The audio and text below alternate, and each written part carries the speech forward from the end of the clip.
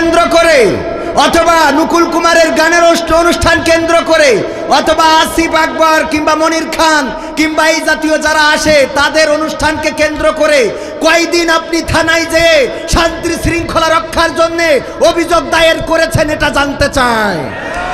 যদি তাই না করে থাকেন, মাহফিল বন্ধ করার জন্য, কোরআনের কথা শোনাবার জন্য যে মাহফিল বন্ধ করেছেন, এর জন্য আল্লাহর কাছে বিচার থাকলো, তিনি অবশ্যই এটার বিচার করবেন ইনশাআল্লাহ। সেই শক্তি আল্লাহর আছে না নাই? সেই শক্তি আল্লাহর আছে।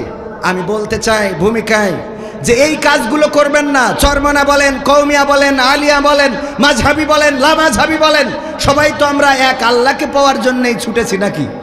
কেউ যদি যশোর যাইতে চায় মনিরামপুর দিয়েও যাইতে পারে, বাঁকড়া দিয়েও যাইতে পারে, পুলিরহাট দিয়েও যাইতে পারে, আর এক জায়গাতেও আরও রাস্তা আছে না নাই? যারা অন্তত যশোরে যাইতে চাচ্ছে বিভিন্ন রাস্তায় অ্যাপ্লাই করতেছে, অসুবিধে নেই। কিন্তু কেউ যশোরে যাবে ও উল্টো বেনাপোল মুখো যাচ্ছে, ওর দিয়ে হবে? তো সুতরাং জান্নাতে যারা যাইতে চায় তারা যদি একটু রাস্তা আঁকাবাঁকা হয়, যাক না একটা রাস্তায়। জাতি তো জান্নাতে চাচ্ছে, যে ডাইরেক্ট জান্নাতের বাইরে ওই জাহান্নামের দিকে দৌড়চ্ছে আছে না, প্রতিযোগিতা করতেছে কত তাড়াতাড়ি জাহান্নামে যাওয়া যায়। টেলিভিশনে আসে, ওদের মনে হয় ব্লাউজ খুলে থিয়াসটি বললে আরো ভালো হয়, ঠিক না বেঠে? কি একটা অবস্থা। আবার এদিকে বিয়ে করছে বুড়ো বয়সে 18 বছরের তরুণী। ভাই তুই বিয়ে করেছিস কর, আমার এই যুবকের কলজের মধ্যে আগুন জ্বলাস কেন? ওদের একটা হচ্ছে না তুমি বুড়ো বয়সে নিয়েতে টিকটক মেরি বেড়াচ্ছাও, তুমি সত্য না মিথ্যা? এই যুবকদের এই যে ঝামেলা করতেছাও এর জন্য দায়ী থাকবা। ওকে যে ঘুম হয় না, আর ঘুম হলেই সকালবেলা আবার ডিস্টার্ব, এগুলোর জন্য কে দায়ী থাকবে? এইগুলো দেখায় না, দেখায় না? আর এইগুলোরে টেলিভিশন প্রমোট করে, আছে না নাই? টেলিভিশনে নিয়ে যেয়ে তাদেরকে দেখায়। সেদিন এক যুবক না পেরে আমার কাছে চাঁপাইনবাবগঞ্জে সিরকুট দিয়েছে, হুজুর আমার বিয়ের তো বয়সেই তেস মারা খাচ্ছি, এখন আমার আব্বা আম্মা বলছে প্রতিষ্ঠিত না হলে বিয়ে দেবে না, আপনি বলেন আমি এখন তো জিনার দিকে চলে যাচ্ছি, তা করবো ডাকি? আমি বললাম ভাই তুই স্টেজে আয়, আমি তোর বাপ মার খুঁজি, আমি বিয়ে দিয়ে যাবো কেন দরকার, কারণ তোর তো বেকায়দা অবস্থা রে। বললাম তোমার বাবা কি প্রতিষ্ঠিত হয়ে বিয়ে করিল না তার আগেই তেস মারিল, সেইটা আগে দেখতে হবে। বাবারা যদি বলে আগে প্রতিষ্ঠিত হয়, তো বাবা কত বছর বয়সে কি করে বিয়ে করলো দাদার কাছে আগে শুনবা, যে ঝোঁক লাগিল আর উনি বিয়ে মারিল কিনা। কথা ঠিক আছে তো? তুমি ছেলে প্রতিষ্ঠিত করবা, তোমার সময় ঝোঁক লাগিল বিয়ে করে নিয়ে আইলে কেন? আর এই ছেলেদেরও বলছি যে তোমাদেরও দোষ আছে। সারাদিন বট গাছের গোড়ায় বসে ফ্রি ফায়ার খেলবা আর কবা আব্বা বিয়ে দাও, ওতে খেলা হবে না। হবে? ওতে খেলা হবে না। যাই হোক ভাইরা আমার, আমি প্রথম ভূমিকায় যেটা বলতে চেয়েছিলাম সেটা হলো যে অভিভাবক হিসাবে আমরা কাকে চাই? এখানে আমরা যারা এসেছি আল্লাহকে পেতে চাই না, চাই না? আল্লাহকে যদি পেতে চান এই মাহফিল শেষ না করে চলে যাব, ঠিক না বেঠিক? নাকি থাকবো? এখানে থাকলে সব আছে না নাই? আমার আল্লাহ বললেন ওয়াইযা কুরিয়াল কুরআনু ফাসতামিউ লাহু ওয়া আনসিতু লাআল্লাকুম তুরহামুন। আমার আল্লাহ বলছেন যখন তোমাদের সামনে কোরআন পড়া হয়, কোরআন তেলাওয়াত করা হয়, তখন তোমরা চুপ থাকো, তোমাদের হৃদয়ের কান দিয়ে শোনো, যাতে করে তোমাদের উপরে আল্লাহর রহমত বর্ষণ হতে পারে। বলেন সুবহানাল্লাহ। আল্লাহর রহমত চাই না, চাই না? আমরা অভিভাবক হিসাবে যারা আল্লাহকে পেতে চাই, অভিভাবক হিসাবে যারা আল্লাহকে চায়, আমরা মাত্র অল্প সময় 1 ঘন্টার একটু বেশি, 1 ঘন্টার একটু সময় এখানে কুরবানি করতে রাজি আছি না নাই? এটাই আপনার পথ দেখাতে পারে। আল্লাহ যার অভিভাবক হয়ে যায় তার আর দুশ্চিন্তা থাকে না, খাবারের চিন্তা থাকে না। এক সময় চিন্তা করতাম বউকে কি খাওয়াবো, বাচ্চা হইলে আরো কি খাওয়াবো, অথচ এই চিন্তা ছিল না বাচ্চা হইলে তো বউ দুধ খেয়েই তো বাঁচবে। মানে টেনশন হইতো যে বউয়ের কি খাওয়াবো আর বাচ্চাদের কি খাওয়াবো, এই টেনশনে ঘুম হতো না। আল্লাহ বলল টেনশন আমারে দিয়ে দাও, তুমি নিশ্চিন্তে থাকো। আল্লাহর কাছে কতবার কেঁদেছি, ওগো আল্লাহ তুমি এমন একটা জীবন দাও যেই জীবনে কোনো ঋণ দিবা না, বড় মোটা অঙ্কের টাকার মালিক, একটুখানি বসেন, মোটা অঙ্কের টাকার মালিক করে দাও, এটা চাই না। কোটি কোটি টাকা থাকবে তা চাই না, গাড়ি থাকবে বাড়ি থাকবে চাই না, একটা ঋণমুক্ত জীবন চাই, সাদামাটা জীবন চাই, যে জীবনে কোনো পেরেশানি থাকবে না। কেঁদেছি আল্লাহর কাছে, আল্লাহর কাছে আছে না নাই? আল্লাহ এত দিয়া দিয়েছেন, চাইলাম অল্প দিল বেশি, চাইছি একখান মোটর সাইকেল দিয়ে দিয়েছে 4 চাকার গাড়ি, তাও বললাম একখান হলি হয়, আল্লাহ দেশ দুখন। একতলা বাড়ি চাইলাম হয়েছে 2 তলা। বিশ্বাস হয় না আপনাদের? না হলে আমাদের বাড়ি দাওয়াত খাতে যাবেন। আরে মাইক্রোফোন 30 ডিস্টার্ব করছে, খালি এমনি যাচ্ছে, কে এমনি যাচ্ছে যাই কই ওই খাস কাটা বোঝেন। একজন পড়ে গেছে নদীর রচনা, পড়ে গেছে এই কুমিরের রচনা, যেই দেখে খাতায় পড়েছে নদীর রচনা। তো এখন কুমিরের রচনা মুখস্থ করে গেছে, নদীর রচনা কমান আসেনি, তা কি করবে? ও লিখেছে নদী খুব আঁকা বাঁকা চলে, কপোতাক্ষ নদের পড়ে আমাদের MM কলেজ, মানে ওই যে মাইকেল মধুসূদনের বাড়ি, এই নদী খুব সুন্দর, ওখানে বসে কবিতা লিখতো। আর ওই নদীতে একটা কুমির ছিল, কুমিরের হুল ছিল, সুর ছিল, ল্যাস ছিল অনেক লম্বা, খাস কাটা, এই 3 পৃষ্ঠা খাস কাটা লিখেছে। এখন পরে স্যার দেখছে তো বেকায়দা অবস্থা, নদীর রচনা ও কুমির লিখে থিয়েছে। পরের বার দেখছে গরুর রচনা দিয়ে, দেখি কি করে। গরুর রচনা দিয়েছে, ও লিখেছে গরু 4 পায়ে জন্তু, খুব ভালো দুধ দেয়, হাটে খায়, ঘুরে বেড়ায়, গরুর শিং আছে। তারপরে এই গরু নদীর পাড়ে বেঁধে রাখা হয়, ওই যখন নদীর পাড়ে ঘাস খাতি পানির পিপাসা লাগে, নদীতে যেই পানি খাতে যায় অমনি এসে কুমিরই ধরে। আর কুমিরের হাত আছে, পা আছে, লেজ আছে, খাস কাটা আবার 6 পৃষ্ঠা। এ তো স্যার দেখছে বেকায়দা অবস্থা, যাই দিই খালি খাস কাটা। এইবার দেখছে যে একটা বাড়ির রচনা দিই, দেখি দেয় বাড়ির রচনায় ও খাস কাটা কনে পায়। তো বাড়ির রচনা লিখেছে একটা বাড়ি খুবই সুন্দর, টিনের ছাউনি, ঘর আছে, জানালা আছে, দরজা আছে। এই বাড়িটা ছিল এক নদীর কিনারায়। সেই নদীর কিনারায় বাড়ি থাকার কারণে ওই বাড়ির এক বাচ্চা শিশু খেলতে একদিন নদীতে পড়লো, কুমির এসে ধরে নিয়ে গেল। আর কুমিরের হুল আছে, সুর আছে, দাঁত আছে, এই আছে, নোক আছে, লেজ আছে, খাস কাটা আবার 12 পৃষ্ঠা। তো স্যার তো দেখছে এ তো বেকায়দা, এইবার দিলে শেরে বাংলায় কে ফজলুল হকের রচনা দেই, দেখি শেরে বাংলায় কে ফজলুল হকের মধ্যে ও খাস কাটা কনে পায়। এইবার লিখেছে শেরে বাংলায় কে ফজলুল হক ছিল বাংলার বাঘ, অনেক বড় মাথা, রুটি খেত অনেক, এবং খুব ভালো দেশের জন্য লড়াই করেছে, সংগ্রাম করেছে। যখন ভারতের সাথে আপোষ মীমাংসা হয়ে গেল তখন বলেছিল যে আমরা খাল কেটে কুমির নিয়ে আসিছি, আর এই কুমিরের হুল আছে, সুর আছে, আর এরকম বড় একটা লেজ আছে, খাস কাটা 19 পৃষ্ঠা। মানে এর এই খাস কাটা, তো মাইক্রোফোন খালি খাস কাটা, মানে যাই বলি টানিং করে। বিষয়টা বুঝতে পারিছেন? আমার ভাইয়ের আর একটুখানি পরে খাতি পাঠাবো, তার একটু বসায় রাখিছি, কারণ আপনারা তো এই যে আমার যুবকেরা, তোমরা হাজার বললু বসপান, আমার বোঝা হয়ে গেছে।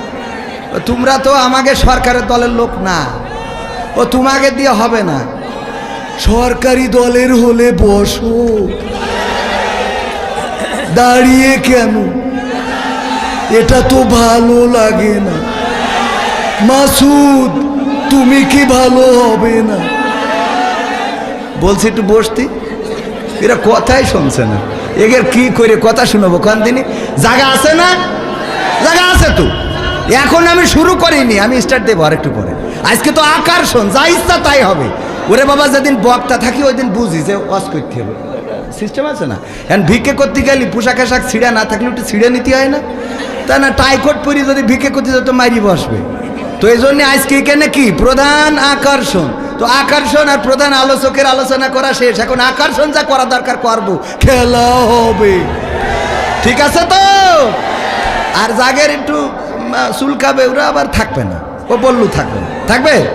সময়টা তো বড্ড খারাপ, আপনি তো ভাই সব জানেন, বুঝে শুনে কথা বলে ওয়াজের রীতি টানেন। সময়টা তো বড্ড খারাপ, আপনি তো ভাই সব জানেন, বুঝে শুনে কথা বলে ওয়াজের রীতি টানেন। উস্কানি ফুসকানি মূলক বলবেন না কোনো কথা, এই মঞ্চে রাজনীতি ভাই করবেন না অযথা। আমরাও ভাই কোরআন জানি, মানি মোটামুটি, ঝামেলাতে থাকি মাঝে মাঝে নিয়ে ভোটাভুটি। মক্তবেতে শিখেছিলাম আলিফ বা তা সা, কোরআন হাদিস মোটেও জানি না এমন কিন্তু না। তাই রাজনীতি চলবে না ও হুজুর, রাজনীতি চলবে না, তাই রাজনীতি চলবে না ও ভাই, রাজনীতি চলবে। এবার বলছে হুজুর শোনেন, আপনি ওয়াজ করতে আইছেন, এটা তো নতুন, এর আগে আরো হুজুর আসিল। আমি বললাম কোনতে আইলো? বলছে ঢাকাতে আইলো। আমি বললাম তাই কি? বলছে অমুক হুজুর ওয়াজ করিল, কত মধুর সুর, কবরেতে গেলে পাবো ৭০,০০০ হুর। এমন ওয়াজ আছে না নাই? এই হুরির ওয়াজ করলে কি খাবার দাবার এবং হাদিয়া আছে না নাই? আর হুরির বাইরে ওয়াজ করলে মাঝে মাঝে আছে না নাই? অমুক হুজুর ওয়াজ করিল কত মধুর সুর, কবরেতে গেলে পাবো ৭০,০০০ হুর। অনেক দোয়া আছে পড়লে কোটিতে সওয়াব, সারা জীবন পাপ করিলেও পেয়ে যাব মাফ। বাপ দাদারে নাজাত দিতে করেছি ৪০, আমার বেলায় ৪টা গরু গোয়াল ঘরে পুষা। আমিও ভাই কিছুটা জানি, মানি না তা না, ছোটবেলায় শিখেছিলাম আলিফ বা তা সা। তাই রাজনীতি চলবে না ও হুজুর, রাজনীতি চলবে না, তাই রাজনীতি চলবে না ও ভাই, রাজনীতি চলবে। এবার বলছে হুজুর শোনেন, আপনি মনে করছেন আমরা জানি না মানি না? নাম জানি মানি সব করি, ইবাদত বন্দেগি করলাম। কি করেন? বলছে হুজুর মিলাদ করি, কিয়াম করি, যাই বাবার মাজারে, হয়তো একটু বিড়ি টানি রাজগঞ্জের বাজারে। আছে না নাই? কম না বেশি? সত্যি বলছি তো। মিলাদ করি, কিয়াম করি, যাই বাবার মাজারে, হয়তো একটু বিড়ি টানি মনিরামপুরের বাজারে। ফজর নামাজ হয় না পড়া, থাকি তখন নিদে। হুজুর বিশ্বাস করেন আল্লাহর কিরে হয় না কাজা, নামাজটা 2 ঈদে। আছে না নাই? তবে আর একটা ঘটনা ঘটাই গো, ঈদের নামাজ টেলিভিশনের সাংবাদিক সাক্ষাৎকার নিচ্ছে যে আগামীকাল কটায় জামাত হবে। বলছে আগামীকাল ঈদুল আজহার 9টার সময় জানাজার নামাজ হবে। কে নামাজ হবে? ঈদুল আজহার। আমি বললাম তাহলে একটা মরিয়ে শেষ আর একটা বাকি, ঈদুল আজহা শেষ ফিতর বাকি। কি যুবকেরা এ কথা কর না কেন? তোমাকে ফ্রি ফায়ার খেলি খেলি এনার্জি চলি গেছে।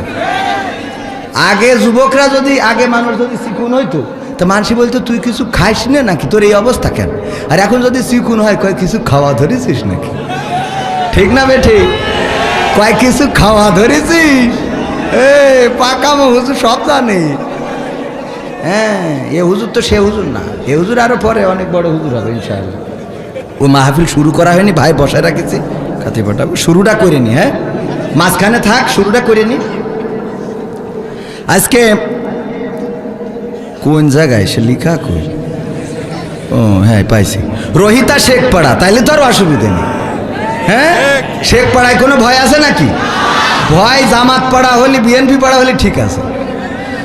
রোহিতা শেখপাড়া মাঠ প্রাঙ্গণ মনিরামপুরের আজকের এই যুব সমাজের উদ্যোগে আয়োজিত প্রথম বাৎসরিক তাফসিরুল কোরআন মাহফিলের শ্রদ্ধাভাজন সভাপতি আলহাজ মাস্টার হাফিজুর রহমান সাহেব। ভালো আছেন তো? সভাপতি হওয়া যে কি কষ্টে, সারাদিন বসে থাকা, আর যে যা বলবে পিঠির পথে চলে যাবে। তবে কিছু সভাপতি আছে ওরা অত সহ্য করতে রাজি না। সেদিন কুমিল্লায় এক সভাপতি ছিল, আমি জানি না যে সুদখোর। আমি সুদের বিরুদ্ধে ওয়াজ করেছি। আমি বলছি এই গ্রামের সবচেয়ে সেরা যে সুদখোর, ওর কাছে যেয়ে এইটা পড়তেই হবে। ওমা উনি উঠে চলে গেছে। পরের দিন শুনলাম উনিই নাকি সেরা সুদখোর। কেমন লাগে কোন দিন? মাঝে মাঝে এরকম বেকায়দা ঘটনা ঘটে যায়।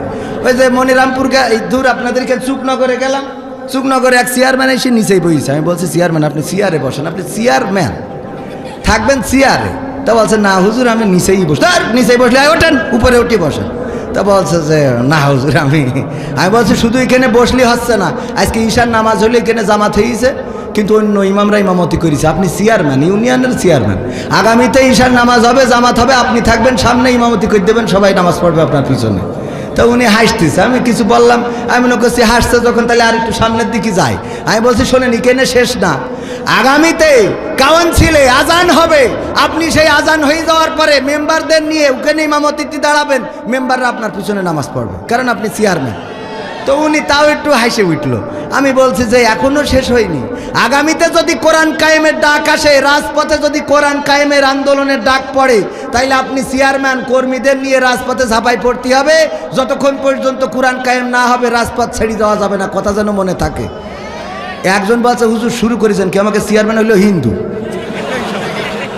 তাই আমি বলছি তো এটা আগের থেকে বা না, এ তো আর একটু দেরি করলি তো আমি একবার মক্কা মদিনাতে হজ ওমরা করাই নিতে থুয়ে দিতাম এখানে। তো এখন এই মাঝে মাঝে একটু মিস্টেক হয়। আমার চৌকাছায় গেলাম এক মাহফিলি, চেয়ারম্যান বসা, চেয়ারম্যান চিন্তা করি আমি সরকারের উন্নয়নগুলো তুলে ধরলাম যে পদ্মা সেতু এত কিছু করেছে, এত উন্নয়ন মাননীয় প্রধানমন্ত্রী, আসলে উন্নয়ন তো আছে, এই যে মেট্রো রেল সব বলেছি। বলার পরে মুনাজাতের সময় বলছে হুজুর খালেদা জিয়ার জন্য একটু দোয়া করে দেন। আমি বলছি কে? তা বলছে আমি বিএনপি চেয়ারম্যান। আমি বলছি তাহলে সহ্য না করি পারা যায়? সারাদিন উন্নয়নের কথা বললাম, এখন কেন আপনি বিএনপি চেয়ারম্যান? এ ভাল লাগে এখন? তো এই জন্যে মাঝে মাঝে একটু পিটির পথে যায়, তো গেলেও কী করা হয়, ধৈর্য ধরি থাকতে হয়, প্রোটেকশনে আছে আলহামদুলিল্লাহ, মাস্টার মানুষ আলহামদুলিল্লাহ। এছাড়া আলোচনা করেছেন, জিকির করেছেন, জিকিরের বয়ান করেছেন মাওলানা মুফতি মামুনুর রশিদ সাহেব, বিশেষ আলোচক ছিলেন হাফেজ মাওলানা শেখ শওকত বিন কাশেম। এবং আমি বসায় রাখিছি আমার ভাইকে এই জন্যে যে শায়েখ সাইফুল্লাহ বিন কুরবান ভাই উনি বন্ধুবর হলেও উনি আমার থেকে অনেক বিজ্ঞ বিচক্ষণ একজন আলোচক আলহামদুলিল্লাহ। আল্লাহ ওনার কণ্ঠকে বিশ্বময় কবুল করুন, বলেন আমিন। আল্লাহ রাব্বুল আলামিন যেন উনাকে এই বাংলাদেশ শুধু নয় গোটা বিশ্বের বাংলা ভাষাভাষী মানুষের কাছে দিন প্রচার করতে পারে সেই তৌফিক যেন দান করেন, বলেন আমিন। উদার প্রকৃতির মানুষ, উনি একজন বড় আলেম, আমার থেকে বড় আলেম, বাট উনি আমার আগে উনি ওয়াজ করেছেন, আমার আগে উনি ওয়াজ করেছেন, করে সুযোগ করে দিয়েছেন। আমার পাশে আছেন আপনাদের এলাকার কৃতি সন্তান, চেনেন কিনা? চেনেন কিনা? আপনার এলাকার সন্তান, আপনাদের খুব ভালোবাসার মানুষ আমাদের জাহাঙ্গীর স্যার, উনি বীরশ্রেষ্ঠ কি যেন মুক্তিযোদ্ধা কলেজের প্রফেসর। আমি আর মুখস্থ থাকে না, ব্রেনের সমস্যা। একজন বলতেছে আমার মেধা, বলছে আব্বা আমি 2টা পুরস্কার পাইছি। বলছে কৃষি, বলছে একটা হইলো মেধা তালিকায় আমি সেরা হয়েছি, এই জন্যে একটা পুরস্কার পাইছি। বলছে আরেকটা, বলছে আরেকটা তো মনে নেই। তাহলে ওর কি মেধা চিন্তা করতে হবে, ও মেধা তালিকায় ফার্স্ট হয়েছে তাই ওর একটা পুরস্কার, আরেকটা পুরস্কার কে জন্য তা ওর খেয়াল নেই। বুঝা গেছ তো? মানে মানুষের তো শয়তানের তো শেষ নেই। বলছে যে স্যার বলছে এর মধ্যে অলস কিডা কিডা, একটু হাত উঁচু করো আমি পুরস্কার দেবো। তা সবাই হাত উঁচু করেছে, একজন হাত উঁচু করেনি। বলছে তাহলে সব অলস, একটা খালি পাওয়া গেল যে অলস না। তা বলছে না স্যার, তা বলছে তুই হাত তুলিস নি কেন? তাহলে বলছে ও তোলে কিডা। তার মানে এইটা হইলো ওগের থেকে উপরে। হ্যাঁ, যাই হোক, ওদিকে না যাই তো। ভাইজান অনেক সুন্দর একজন আলোচক আমার জাহাঙ্গীর স্যার, আজকে কয়েকবার কল দিয়েছেন ব্যস্ততার জন্যে, আসলে সবসময় মিট করা সম্ভব হয়ে ওঠে না। আপনাদের এলাকার সন্তান, অনেক বক্তার সাথে উনার সুসম্পর্ক রয়েছে, বক্তারাও উনাকে ভালোবাসেন আলহামদুলিল্লাহ। স্টেজে আছেন গণ্যমান্য ব্যক্তিবর্গ, আমার সামনে যারা, তারাই এই মাহফিলের প্রাণ, এই মাহফিলের স্পন্দন, এই মাহফিলের হৃদয়। আপনারা না থাকলে এখানে কেউ নাই। এই মাইক আর ক্যামেরা থাকলে কথা বলতে পারতাম? আপনারা আছেন বলেই মুখ থেকে কথা বের হবে। তো এই জন্যে এই আর পর্দার অন্তরালে আছে মা বোনেরা, আপনাদের থেকে মনে হয় দুটো বেশিই হবে। বেশি না কম? কমিটির লোক বেশি না কম? বেশি, কারণ ওরা সিরিয়াল দেখে, ওটা শোধ দেওয়া লাগবে না, কথা কয় না, শোধ দিতে হবে না। তো এই জন্যে মা বোনেরা পর্দার অন্তরালে আছেন, দাঁড়ানো বসা এখানে জায়গা হয় নাই, যারা দাঁড়িয়ে আছেন আমার কলিজার টুকরা যুবকেরা, সোনার ছেলেরা, সবাইকে আনুষ্ঠানিকভাবে সালাম জানাচ্ছি, আসসালামু আলাইকুম রহমতুল্লাহ। আমরা আল্লাহর শুকরিয়া আদায় করি যে মহান রব দয়া করে মায়া করে আমাদেরকে মানুষ হিসাবে সৃষ্টি করেছেন। আল্লাহ চাইলে অন্য কোনো প্রাণী করে আমাদের পাঠাতে পারতেন না? পারতেন না?